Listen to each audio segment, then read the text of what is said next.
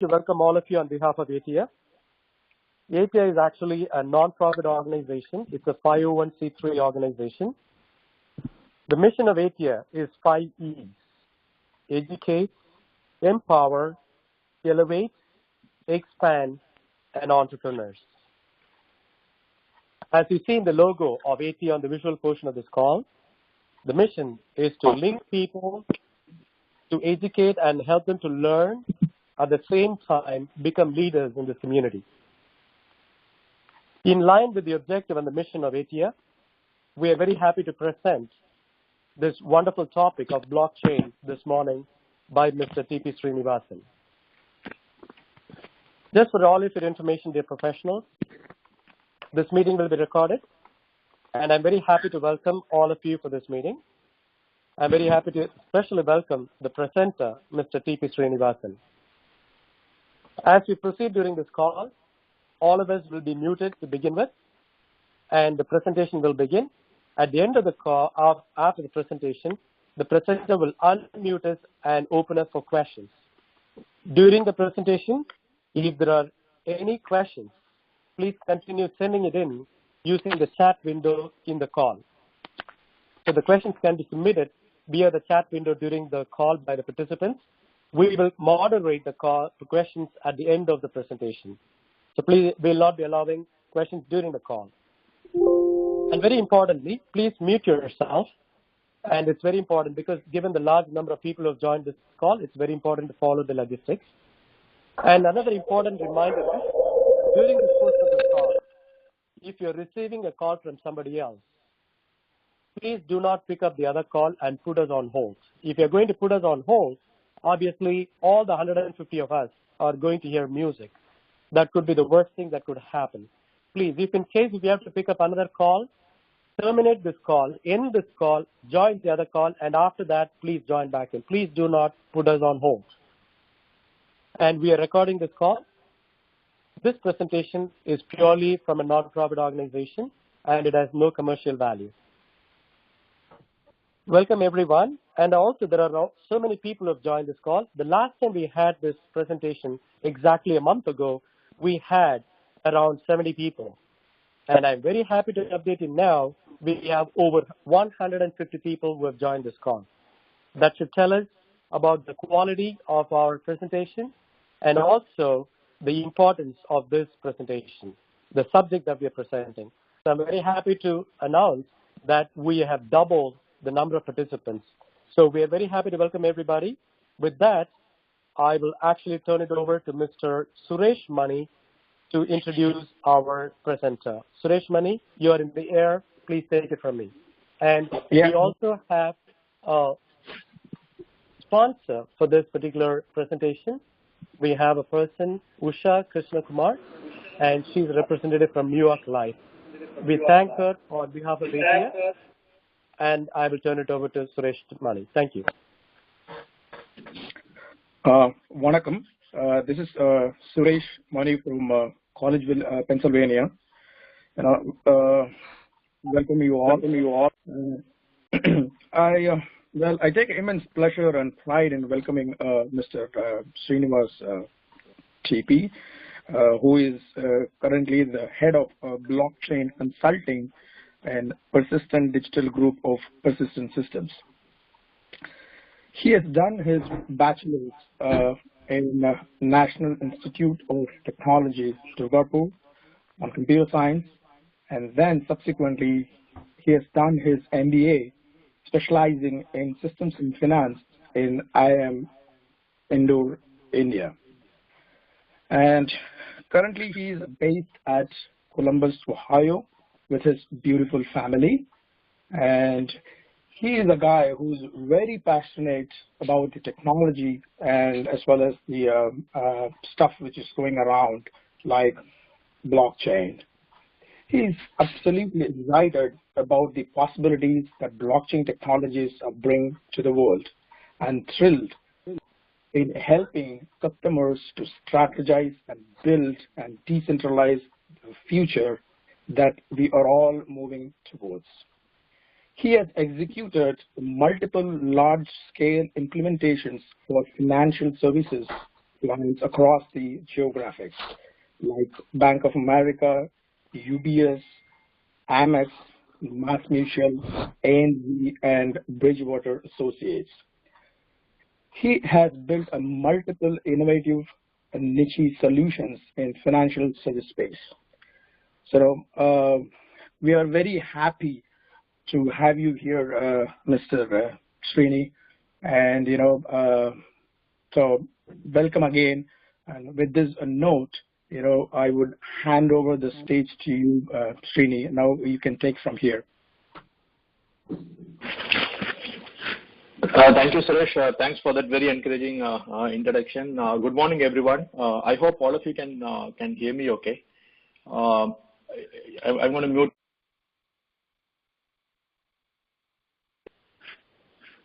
until I end this call. I would like to thank ATEA for this opportunity. This is something that I always enjoy doing, talking to people about this significant change that's happening right now around us, which is the blockchain. I want to start with a pointer before I get into the meat of what I have. This is about how people viewed the internet in 1995. It's very interesting, if you just go on Google for a Newsweek article in 1995, on why the internet will fail. There's actually a lot of material and there's a lot of commentary around why many people, many smart people, who were running businesses, who were technology people. There is a lot of commentary around why a lot of them thought that the internet will fail as a concept. In fact, people found that the complete idea of someone sitting at their home and ordering something online and the stuff getting delivered, to them, they found that whole concept basically infeasible. It's interesting to take that parallel before we jump into this discussion, because all the indicators are that the blockchain is essentially going to be the next internet. So what people missed in 1995 was actually the magnitude of the change that was coming. The fact that this was a technology that would change everything the way we knew it is what people missed about the internet when it came around. Something very similar is happening with the blockchain in the current year, and the revolution started a few years back. We'll get into that. And my goal today. I'm hoping you can all see my screen because I see someone saying that they cannot see the screen. I'm just going to can you all see my screen? Okay. Yeah, I'm able to see your screen, so no problem. Yes. Okay. All right. Okay. Thank you. Assume that it's just one person. Okay. So my presentation is going to be about the basics of this concept called blockchain. It's a technology, business, and economics revolution, as I mentioned. And I have 40 minutes thereabouts from here to actually cover the material. So it's going to be a quick introduction. My goal is to give you a flavor of the possibilities of the technology, but get you started with a very basic understanding of what is blockchain and why a lot of people think that this is going to be the next internet. The key part that blockchain addresses is the thing called trust. It's very funny that through the ages, the only way we have figured out, we meaning as mankind, have figured out the word trust is by creating an entity. We have not figured out how to trust each other. The only way we have figured out solving this problem is by creating an entity. I'm sure a lot of you are tracking the election results today. That's a classic example. how we create the government as an entity, and that's one central entity, and we are either going to vote them into power, or they get power by, for example, using arms or things like that. But the idea is that in order to trust each other, we have always relied on a third party. Now that's very, very strange, because this is a concept that has existed for ages, and we have not figured out a way to trust somebody else without a central entity. Now we can see this play out in business in a lot of ways. If you look at, for example, a job site, like the recruiter cannot trust the person applying for the job, and we have an intermediary that says that, hey, I know this person, I can do the verification for you and all that. So that's an intermediary right there. The dating websites are another example. Amazon is an example. The small sellers, we don't trust the small sellers, and therefore they need a trusted intermediary to kind of ensure that the trust happens. So that's an important element. And if you understand this technology from hey, it changes the way we trust each other perspective, I think that's the crux of what this technology is. So this is the mechanism behind how blockchain works. This is actually based off of this concept called Bitcoin, which came around in 2009 time frame, right after the financial crisis. The idea was that money is one of the top kind of entities where we have completely outsourced the trust to a third party, and none of us have any idea of who prints the money, how they take these important decisions on how much money gets circulated into the system, how much money gets pulled out of the system. That's a lot of power on one entity to on something as basic as money. All of us know that with one keystroke, the Indian government demonetized the 500 and 100 notes. The idea there is that there is one central entity that has a lot of power around this basic concept called money. Bitcoin came about to kind of solve these problems, to ensure that we can transfer value to each other in a way without a central entity. The concept is fairly straightforward. If you look at transferring value between let's say an entity A and an entity B, what is essentially needed is a mechanism for A to say that I need to send X amount of money to B. And then there should be a way where B can understand that A has that money, right? That he is not lying, and that's problem one. And then the other problem is that A should not be able to spend the money twice. These are really the challenges that money solves. Counterfeit notes are not possible, and if I give you a $5 note, it means that I own that $5 note and I cannot respend it. Those are really the challenges, right? So the way Bitcoin works is if A wants to spend money to B, that specific transaction is added onto a block, and we'll get to that in a bit. But the key point is that, let's say there are in this call, for example, 116 of us. Let's say the 116 of us at the moment, we want to get into a transaction mechanism, right? That works for all of us. So imagine all of us have an Excel spreadsheet, all of us, the same copy of the Excel spreadsheet. We are all part of the network, and we have a starting balance for all of us that says the starting balance for Srini TP is let's say 10 bitcoins, and let's say for Velankani is let's say 15, and for Mahendran let's say 20, and so on, right? So let's say we have one spreadsheet with all the balances updated across the board, right? Now so now the way this is going to work is, let's say if all of us have that copy of that spreadsheet, right? And then if I want to spend money to a person B, let's say that transaction kind of gets broadcast to everyone on the network. Okay, let's say it gets broadcast to every single person on this network. All of us can validate, and confirm that, if A wants to spend money to B, A actually has that balance, right? Let's say we do that, okay? And then, so because the balances are there with all of us, we all know that, if one person says that he wants to spend money to another person, then if that person does not have that money according to our balance, we are going to raise our hand and say, hey, the transaction is wrong. The person does not have the balance, right? So that's basically the concept behind the distributed ledger. It's one database that all of us have. It's a copy that all of us have. Now, so we do that, and then what happens is once the transaction happens, the person A's balances go down and the person B's balances go up, and that happens for all of us.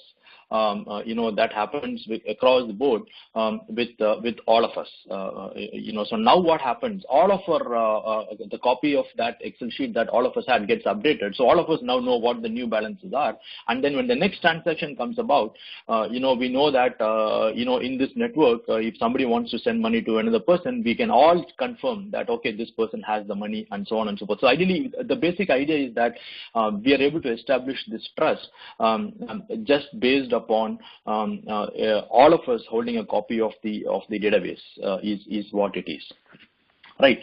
There's an important question though. When the question comes about saying A wants to send money to B, and let's say we all have a copy of the database, how do we decide? Is it a majority based thing, or is it based on some other mechanism where the where the trust gets is? That's an important point, because if it is just based upon a majority, then the system doesn't work. That is actually the key innovation behind how this stuff works. And I think if we understand that, we will understand the magnitude of the change that's coming. I got a chat saying the screen has some issue. I'm going to unmute all for a minute. If you can see me all right. Is the screen coming out all right now? Yes.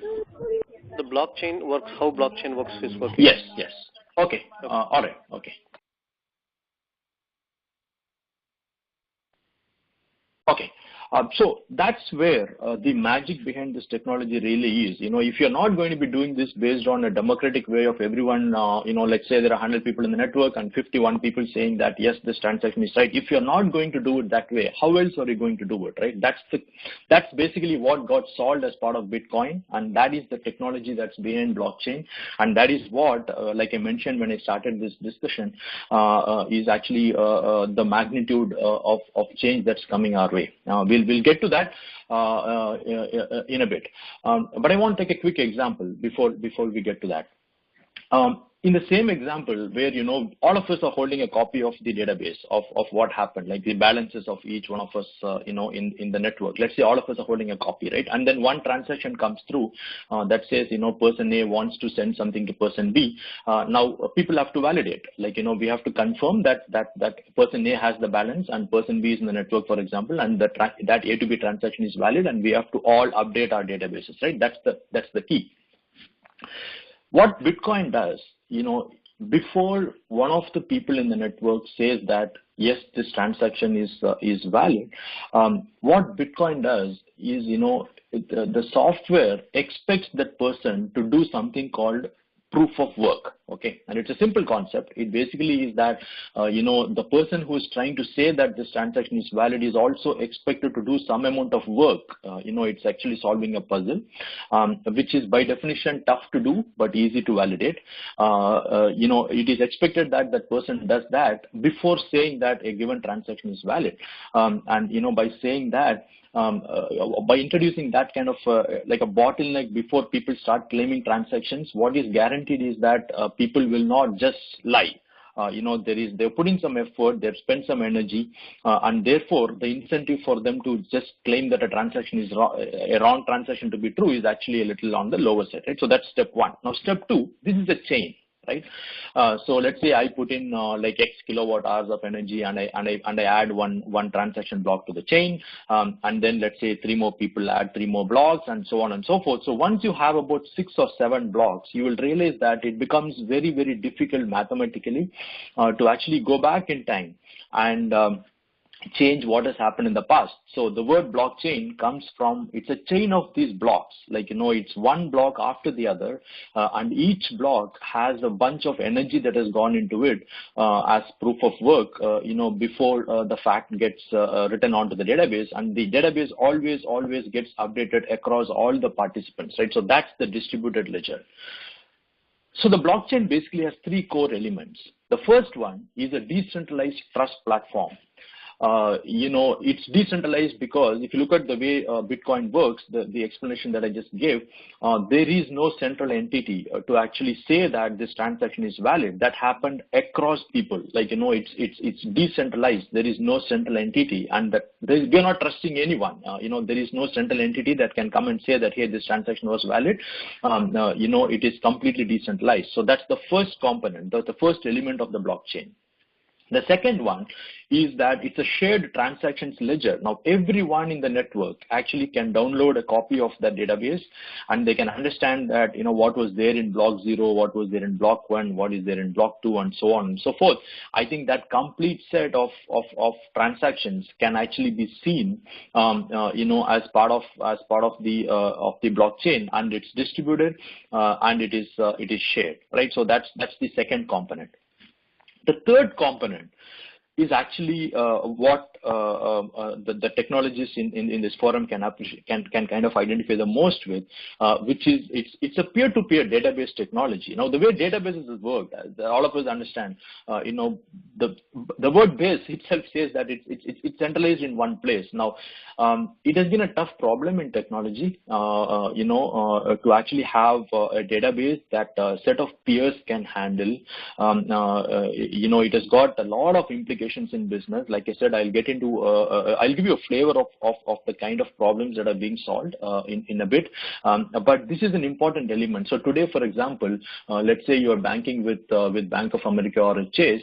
By definition, Bank of America have their own database and Chase have their own database, and just coming up with a concept of a shared database between these two is a humongous challenge, because it is, like they're going to have rules. They don't know how it is going to be backed up. They're on all that, right? So that's just for 2 entities. Now imagine having a peer-to-peer database across 5 entities. The combinations just blow up.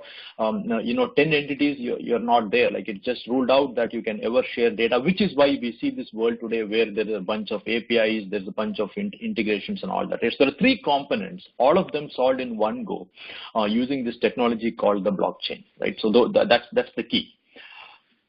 I want to take one example,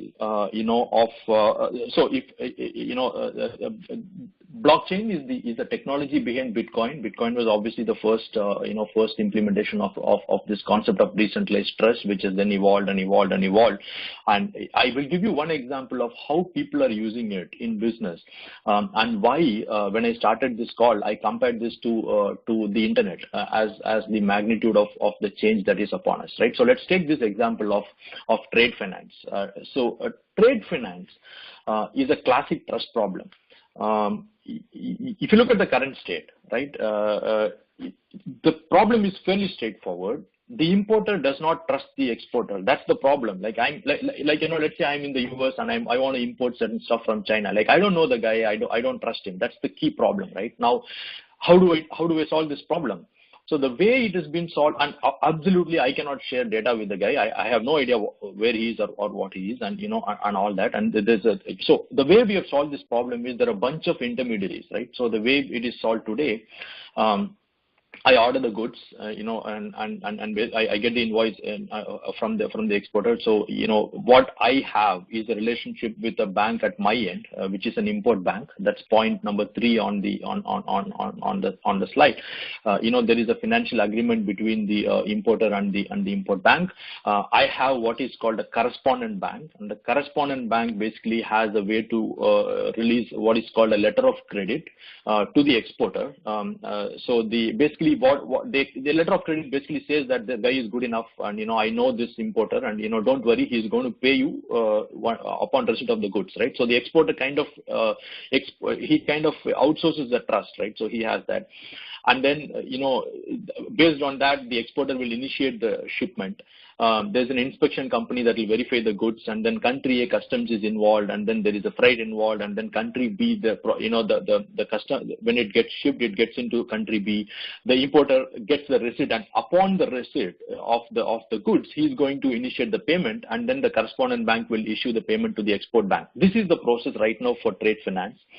The key problem here is trust. This process takes anywhere between a month and 6 months in worst cases, which is why we hear all the time that importing from a place where things are made cheaper is actually very tough. It's not about technology. It's not about how fast the goods can get shipped. It's actually about the time it takes in each of these steps, because this is the way we have solved trust in this case, right? Let's take this example. And we now have a way for all of them to share data, to share information. Let's say the goods have come in, and then the invoice has been generated and the letter of credit has been generated. Can we automate this whole stuff using this new powerful technology that we have called the blockchain? And what is in it for these people to share data, right? So let's look at that now. If there were one database or a copy of one database that each one of these entities can hold, it makes it all the more easy for each one of them to act on it. So for example, if the importer can know that the letter of credit has been issued and the exporter has initiated the shipment, right at the time when that is done, without complex integrations, without complex technology spend and all that, if that can happen in real time, if all of them could be looking at the same database, if all of them can be looking at the same trusted, decentralized database, then a lot of these actions can be made much faster, right? That's the basic idea. Can we do it without the blockchain? Of course, yes. What would it take? Each one of these players would have to talk to each other. Each one of these players would have to stand up the technology infrastructure to actually make this happen. With the underlying thing that agreed that the exporter is saying that this has been shipped, but how do I know that? How do I trust the guy that this has been shipped? So the problems will still remain, right? Let's look at how you would solve this with the blockchain.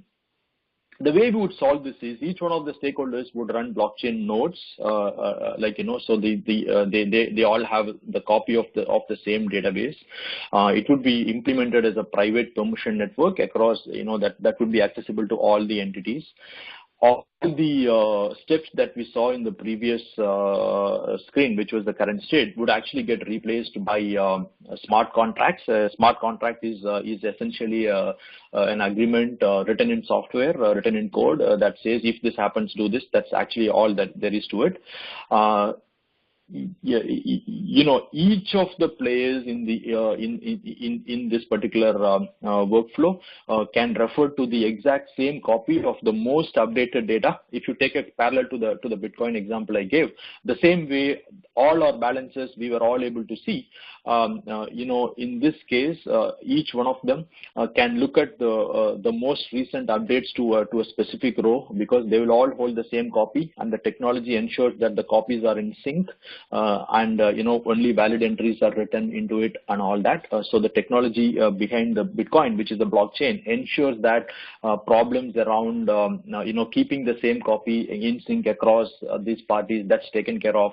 Ensuring that only correct entries get written into it, that is taken care of. The same way the Bitcoin blockchain wrote, here also it would be taken care of. So if you essentially establish that data layer and ensure that it's all in sync, it enables the parties to actually work on top of that trusted decentralized database. It's important to understand that there is no central database. It's the copy of the same database that is held across all the stakeholders, so they don't have to trust anyone. If it is written to the blockchain, then it is true. It's an assumption they can make. And we will see how just establishing that layer brings a lot of efficiency into this process. There is actually a proof of concept that Barclays has done, with Bank of America and HSBC and Bank of China. So that's the chain involved. It's actually that complex. Like in a given trade finance flow, these are the number of entities involved. They were able to bring down the time taken to complete a trade finance workflow from months to a few hours. it is a really solid use case on how blockchain as a technology, just the existence of one distributed database, like all of them holding the copy of the same information, just that one simple fact, how it introduces efficiencies into a process as complex as trade finance. This is another example, and this is around provenance. Provenance is another characteristic of the database. One of the things I did not mention was that the distributed ledger is actually immutable. Once something gets written onto it, you cannot go back and change it because, like I said, it's a chain of events. So if something happened on block number 0 and then block number 1 and block number 2, what happened in block number 2 can never be changed. It is always going to be there in the blockchain because A, it is distributed already to millions of people, and B, mathematically it's too tough given the computing power needed to go back and change. You just cannot go and change anything that's written to a blockchain, right? Royal Mint, they have this effort is in production, by the way. This is a classic use case of how you could leverage the blockchain to actually track an entity as fungible as gold. So the CME Group and the UK's Royal Mint have introduced a blockchain-based gold trading platform. They basically have released tokens, and each token is backed by actual mint, which is basically from the Royal Mint of UK. Up to $1 billion worth of mint will initially be issued, and what they have actually done is it's a digitized version of 1 gram of gold.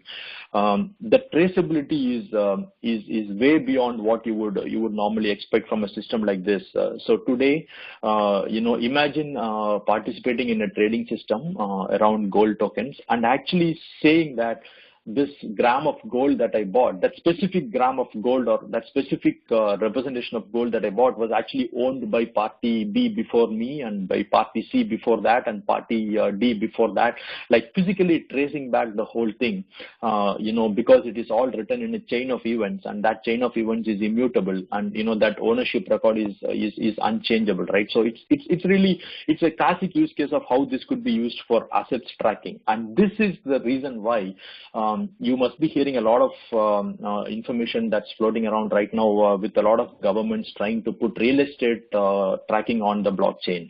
It's a huge problem, multiple records, the same people trying to like the same property being sold twice, like 2 people claiming ownership on a given piece of land.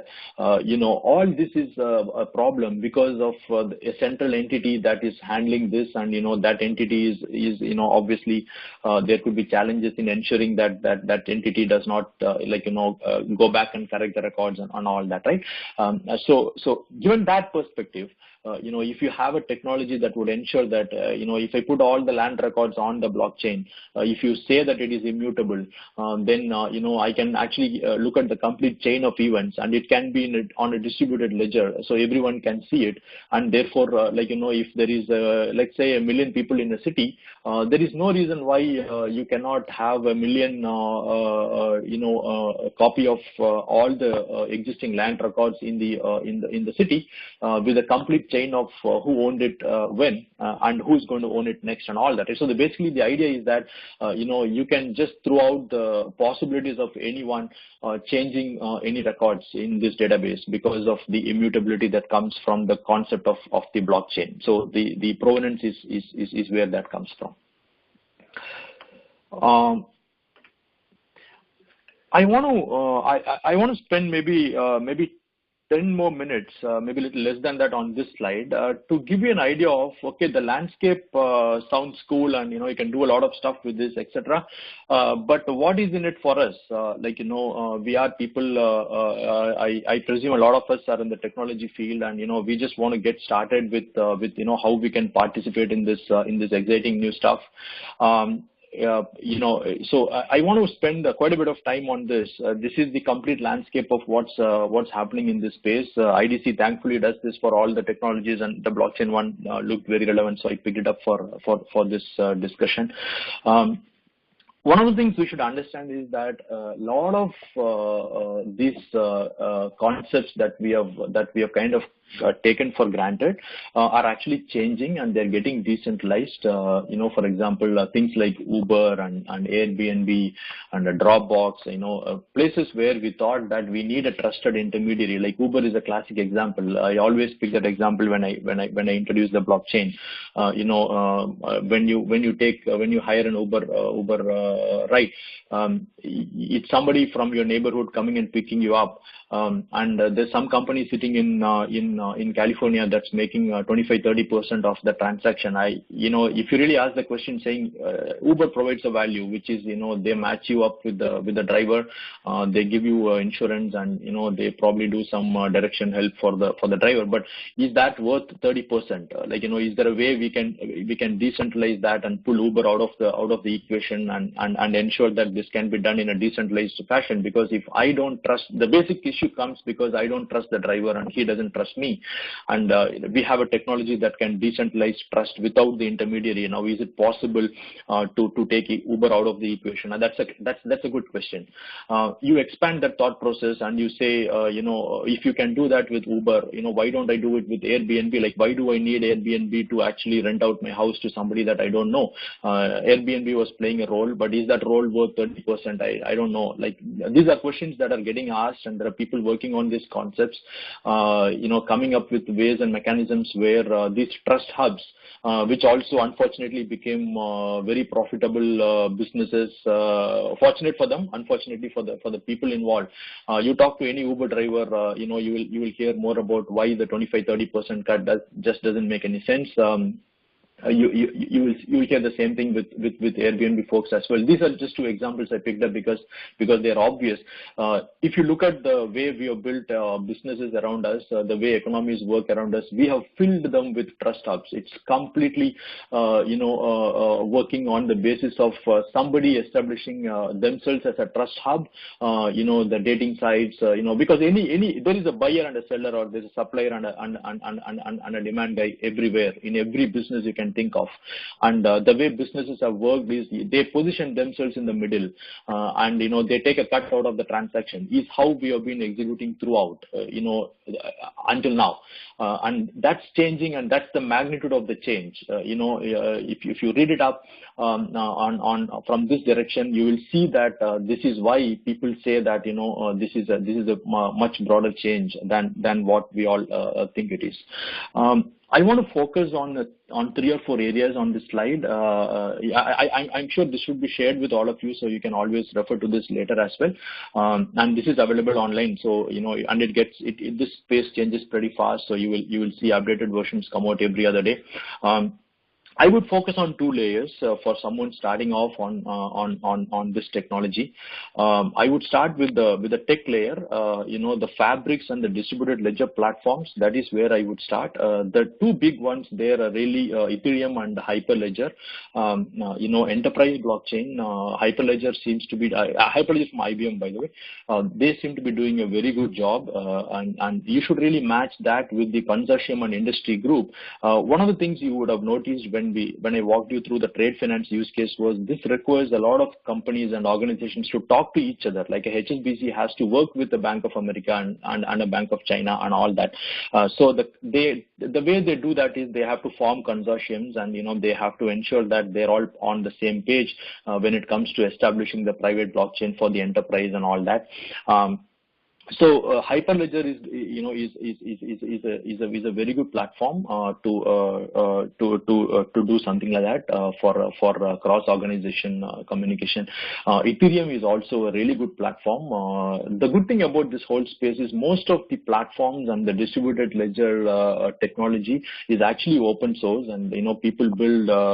For example, the Bitcoin code was open source, which is why the blockchain came about, and the basic blockchain code for something like Ethereum Ethereum and Hyperledger is also open source. So you can go go to these repositories on GitHub, and you can actually start reading up, looking at what platforms people have developed, and and what solutions they are working on. So you can do that. So that's a good thing about this space. So I would begin with where it says tech layer and the fabrics and DL platforms. I would pick that, and in that, just based on adoption, Hyperledger and Ethereum would be the ones that I would pick. If you can venture a little bit more deeper, and if you're willing to take a risk, you can evaluate some specific platform on the identity management side, or you can also go and pick let's say you can try to specialize on a specific payment platform like Ripple, for example. You could pick one of that, and you could get started on developing skills around that. The good news is the big players are all supporting these things as a service right now. You will see that on the second row, which says services, where it says blockchain as a service. You will see Amazon, Google, IBM, and Microsoft. All of them have offerings that are in the bucket called blockchain as a service. So you could just pay a few dollars every month, and you could just have a complete blockchain up and running. And if you have let's say 3-4 companies that want to establish a blockchain together, they can go and sign up for what's called a blockchain cluster, and that is also offered as a service. So you pay as you go, and that's a really good model that's enabling this space at the moment.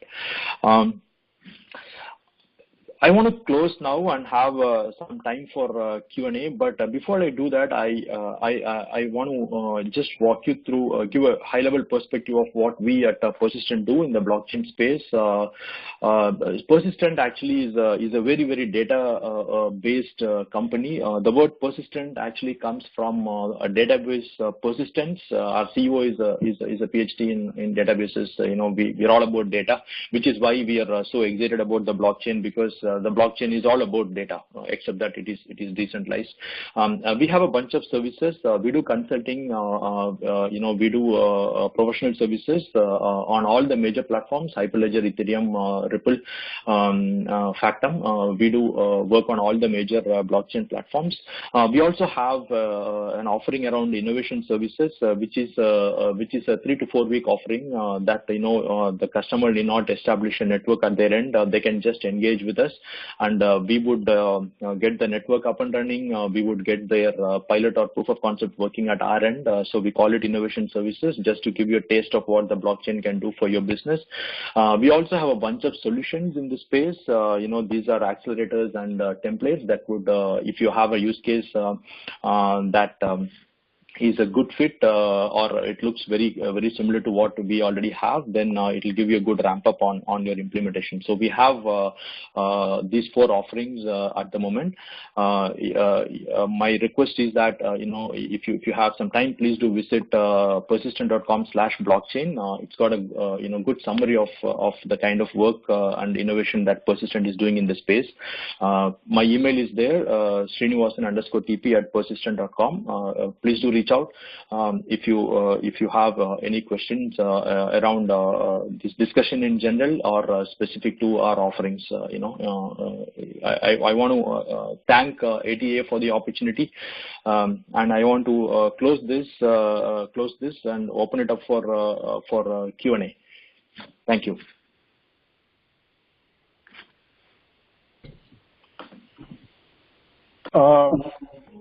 Thanks a lot. This is Suresh Mani. Thanks a lot for your wonderful slides. And, as Srini said, the session is now open for Q&A, and I will posting the questions on the chat window. Keep doing that, and I've been collecting them, and I'll be asking this.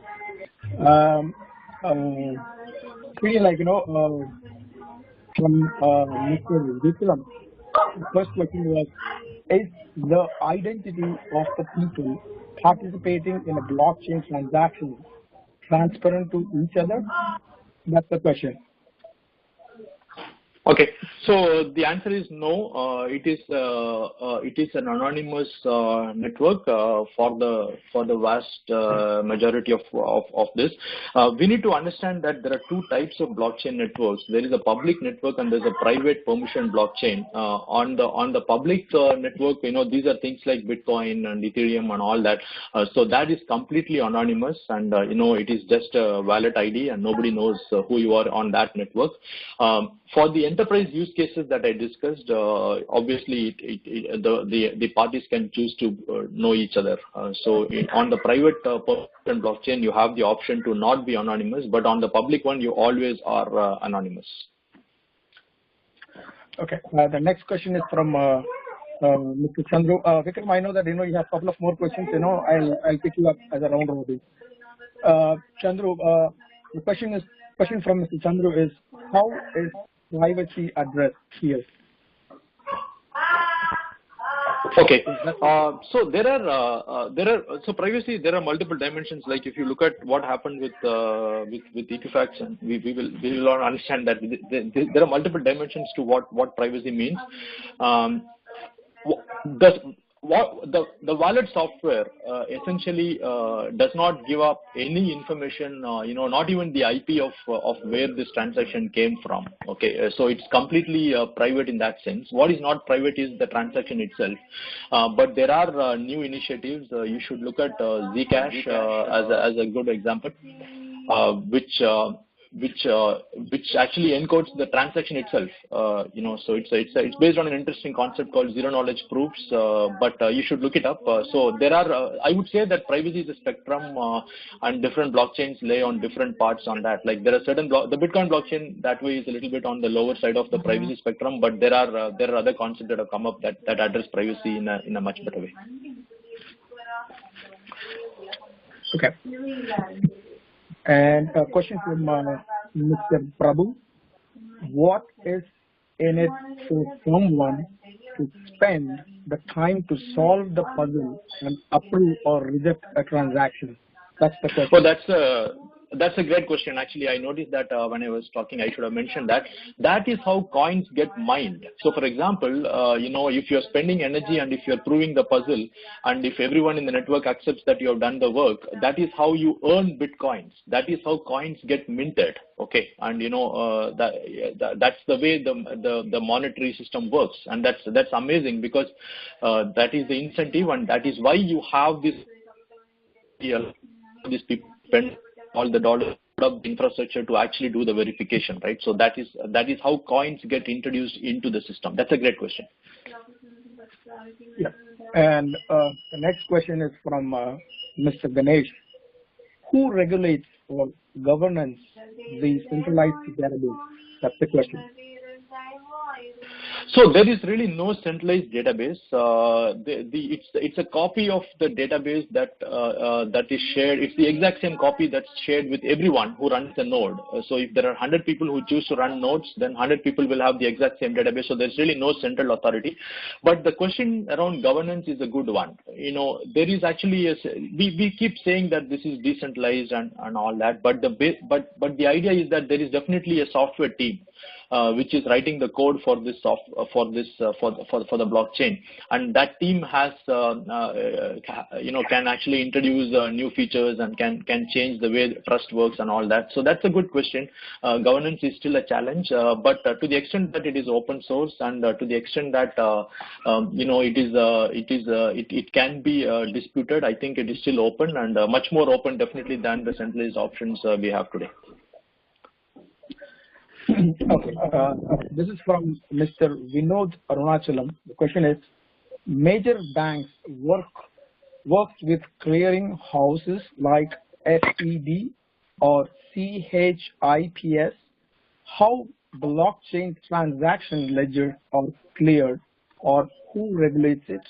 For example, if my transaction is lost, who would be responsible to clear my transaction? That's the question, Srini. Okay, so that's a great question. Actually, I think if you look at what CHIPS does or what the automated clearinghouse the ACH does, that's actually the functionality really is what I explained around the decentralization part, right? So here is the response to that. Can transactions get lost? We need to understand that there is an incentive mechanism for people who are starting a transaction. They can include what is called a transaction fee, and for the miner being the guy who is adding this to the block, the incentive is he's going to pick up all the transactions that are giving him the maximum transaction fees, and he'll add that into the block and put that on the blockchain. So it is based on incentives, and to that extent, one can make an argument that that transactions will not get lost. However, do transactions get lost, and will there be issues around that? Of course, yes. Now, what happens when something like that happens, which is why you see that a lot of countries come out and say that Bitcoin is not legal tender or cryptocurrencies is not legal tender, because I cannot have there's no I cannot go back to an entity and say that, hey, I initiated the transaction and it did not go through, and there is no central entity like that at all. Okay, now the proof of the system working is out there. The Bitcoin blockchain has been around since 2009, and it has survived. And people are seeing that transactions are actually happening in real time and in a much more predictable fashion than the centralized banking system. So you have a system that people have share value among themselves, and it is just working. I think the answer there is that these systems work, and that's really the reason why people use this. Will it stand the test of a legal scenario? Absolutely not. It cannot, basically. So if you lose a transaction, you just have to send it again, is how it works right now. Okay. This is a question from Mr. Major Krishnachari. Ultimately, as part of the conventional banking or the search in the blockchain, part of the regulated banking system, and will they be represented in the ecosystem as legal exchange? Well, that's a good question. Assets in the blockchain. So it depends. The answer is it depends, and this is evolving. It is interesting to see different countries have taken different approaches to this. Switzerland and Singapore are two countries that are very supportive of the whole blockchain and cryptocurrency space. The US is neutral. They don't want to miss out on the improvements happening around this innovation, but they also see that there is a lot of non-regulatory stuff happening. So the answer for this is it could, it might, but we will have to wait and watch. Maybe the next 2-3 years will have the answer for us. Okay. And then a question from Mr. Deepak: how the coin price goes up and down? That's the question. No, that's a good question. The answer is really none of us know. If we know, we would all make a lot of money there. Anyways, so this is determined by obviously buyers and sellers and exchanges. The whole concept of tokens and cryptocurrencies is actually it's a topic in itself. How supply demand works and how prices are determined and all that. It's a topic in itself, which I hopefully will cover in a future session. But it's not random. It is based on supply and demand like anything else. But we will get into that. It's a session in itself. But there are ways to value it. Okay. And another question from Mr. Radhakrishnan. The question is: what are the contents of a typical block? How it gets moved to global network from the moment it gets created by a sender before getting added to the blockchain? That's the question. Right. So that's a good question. It's fairly technical, but at a very high level, in a block there will be a bunch of transactions. Let's say there are 100 people and they submit let's say 925 transactions within 10 minutes. What happens is they basically the miner will pull out a bunch of transactions, and then they will add a hash of the previous block. That's how the chain gets created, and also a proof of the fact that they put in the energy. That's what is there in a block. So three things: a hash of the previous block, a bunch of valid transactions from the current this thing, and then the proof of work. That's what is there in a block. We can go through the detail. Actually, it's the good thing is it's completely open source. Like I mentioned, this what happened, what that structure looks like is available online. You can look it up. Okay, there's another question from Mr. Vikram. The proof of work and smart contracts are the same? No. The proof of work is essentially the mechanism to establish trust. Like if somebody in the network is a miner and says that I have validated a bunch of transactions, why should everyone believe him? That's the reason why you have proof of work. It's a way for people to agree on a transaction. A smart contract is nothing but an agreement written in code. Let's say there is a betting service that we bet based on weather. We can just write out a contract that says if it rains tomorrow, 2 bitcoins or 2 ethers will be transferred from your wallet to mine, and if it doesn't, it will be the other way around. We can code this up in a smart contract and just roll it out, and it will execute on a given time. It is just agreements written as code is what a smart contract is. A proof of work is a mechanism to establish trust. Thanks, Srini. And there is another question from Mr. Udaya. The question is, will the processing power of a participant have an impact on the blockchain setup? Since all participants have to approve a transaction, is there a possibility for one participant to hold the process? This is the question. Yes. So not holding the process, the first thing we need to understand is that each of these blockchains, they assume a certain number of confirmations before they think that it is a done deal. For example, with Bitcoin, the number is 6. If 6 people have done proof of work and if they have confirmed that the transaction is okay, then everybody assumes that that is part of the chain and they move on. So the guy who published that proof of work already got the mining reward, and the chain is moving on. So the other people can validate or they don't have to validate. It doesn't really matter. The chain moves on. So the formation of the blockchain will not be held up because of one player.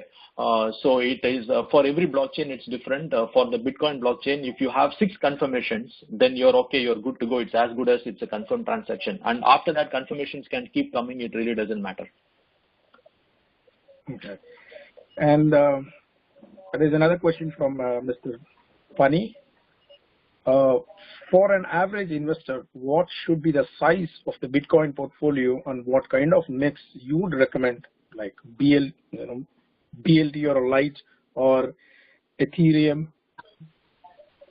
That's the question. Sure. So this I think we are doing. We will definitely have an investing forum separately. But this is not investment advice. But what I generally tell my friends is, pick up an amount that you can risk to go to zero, and just park it here is what I say, because that way you just assume that money can go down to zero, because it's a completely unregulated space and it's a 24/7 market with no circuit breakers and all that. As long as you're prepared to wake up one fine day and just see the whole thing at zero, whatever that number is should be your portfolio. It should be that percentage is what it is. It's a very high risk investment. So thank you very much. This is Pani. Just have a quick follow-up on that. So I know actually it's a very volatile. How long this hype will go on? Any predictions from you? That's a great question. The volatility obviously cannot go on. I think what is missing is the structure around institutional money. and the structure around financial instruments. Basically, that is what is creating the volatility in the space. For example, Bitcoin futures just got introduced a few months back. Ethereum futures do not exist. You need a bunch of mature financial instruments to ensure that volatility is not too high. So for example, we will see, so that has to precede this, and then more institutional players have to come in. Right now it is in the hands of retail investors like all of us, and there are no instruments to kind of short and things like that. So that is why you see this kind of movements in the space. I think so it would be a step 1, 2, 3. Better instruments come out, more regulations happen, and then instruments come up in the form of derivatives and all that, and then you will see the volatility go down. I think that's 1, 2, 3 for that to happen. How long? I don't know. I don't know. No, maybe in a few years. I mean, is that okay? Thank you. I think this year we'll see some good action on the regulatory side. It's already happening. You will see that a lot of these things get structured during 2018 is my guess, and my guess is as good as yours. It's just my guess. Awesome. Thank you so much. Yeah, Sri, one more quick question from Mr. Parthiban Jayaraman. The question is, other than consulting services, what entrepreneurial opportunities exist for small players? Do you think this could replace credit cards? The reason for my question is credit card charges are huge expense to small business and retail industry. That's the question.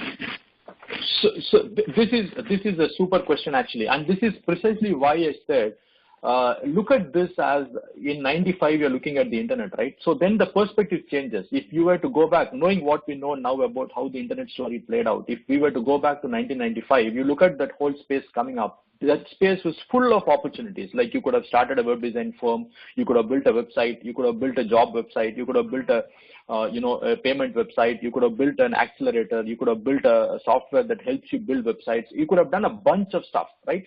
Take that lens and look at this technology, right? So let's take one example. The one that Parthiban has given is a classic example. Like, credit card charges are a huge expense to small business in the retail industry.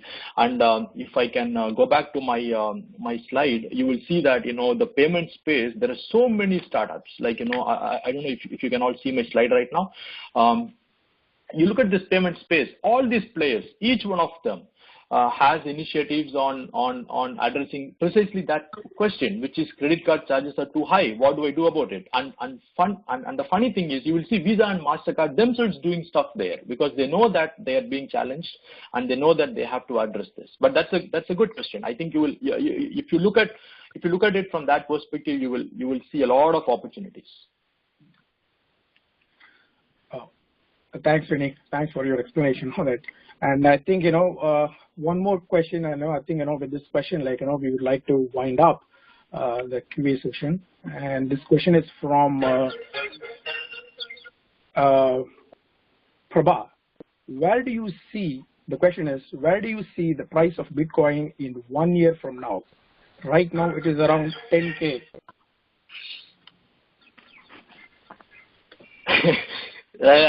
I don't know, man. I don't want to answer that question. Actually, I don't want to put a number out there. But I'll tell you one thing though. If you look at Bitcoin as digital gold, which is what most people compare Bitcoin to. If you look at that from that perspective and take the market cap of gold, which is in the trillions actually, you will see that Bitcoin still has a long way to go, taking away every other use case out of Bitcoin. Like if Bitcoin is not used for transactions, if Bitcoin is not used for anything other than just storing value, like if you just look at Bitcoin as a store of value, and then right now the most known store of value to all of us is basically gold. You take the market cap of gold, you will still see that there's a lot of space left for the Bitcoin value to grow. But I would say keep a watch on what the regulators are doing with this, because that is the one black swan event that would kill the whole thing. So you want to keep a watch on what the regulators are doing on this. But I would say it really has a lot of room to grow purely based on this kind of a perspective.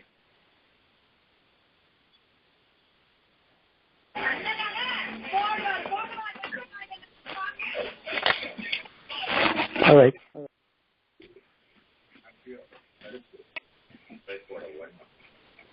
Suresh, do you have any other questions, or do you want me to take it from there, please? Oh, sorry. Sorry, I think I was on mute. So I was saying, thanks a lot for TP for handling the question and answer sessions very patiently, and then answering all the questions in a very passionate way. From now on, I will hand over the session for a thank you note to Mr. Velangani. Yeah. Thank you, Suresh. This is Velangani Raj once again from the. A very special thanks to presenter Mr. T.P. Srinivasan. It was an excellent session. Mr. T.P. Srinivasan, very particularly, please know, as the session was in progress, we already started getting very great feedback through the WhatsApp groups. So they really appreciate the session, and they said it was one of the excellent sessions that they've attended, and they would like to see a few more of the same. So special kudos to you. And I also would like to mention a special word from Mr. Parthiban Jayaraman, who was our previous presenter. In fact, as the session was in progress, he himself is a good presenter, and he wanted to especially appreciate and thank the current presenter, Mr. T.P. Srinivasan. Thank you to both of you who have done an excellent job so far, to all the members. And thanks to all the participants. So I'm sure that all of you were able to allocate time, and obviously I'm sure you will realize this as a very beneficial one. Thank you, participants. Please continue participating in such events in the future as well. Just a special note, as we said, last time we had around 35. At this time, at the peak of the hour, we had around 145 participants, which is an awesome job. So thank you so much. And a special note of thanks to the sponsor, Ms. Usha Krishna Kumar. She's actually currently a senior partner at New York Life, New Jersey, a Fortune 100 company. She's actually an attorney, a senior attorney as well. She holds a Master's of Law degree from Benjamin Cardozo Law School and Yeshiva University, New York. And she's also a member of the American Law Association. We especially thank her, and we hope to see more sponsors in the future things. We also would like to encourage other excellent presenters and speakers, in case if you think you also want to contribute towards the growth of this association and the members, please feel free to volunteer. Please contact any of these organizers. So we'll be very happy to review the material with you and then see whether we can arrange a conference call for you to present it'll be a very nice thing to share your knowledge and your experience for the benefit of the members of this community. And a special thanks to St. Joseph's College Alumni Association members. They also dialed this con, and we encourage them to continue to do so. Without anything else, I think we had a great session. Thank you so much, everybody. And we look forward to seeing you again. Watch on the WhatsApp and keep in touch via emails. And just for information, we have recorded this session, and we will review the content at the same time, run it by the presenter, and then we will see whether we can post it online and make it available for all of you.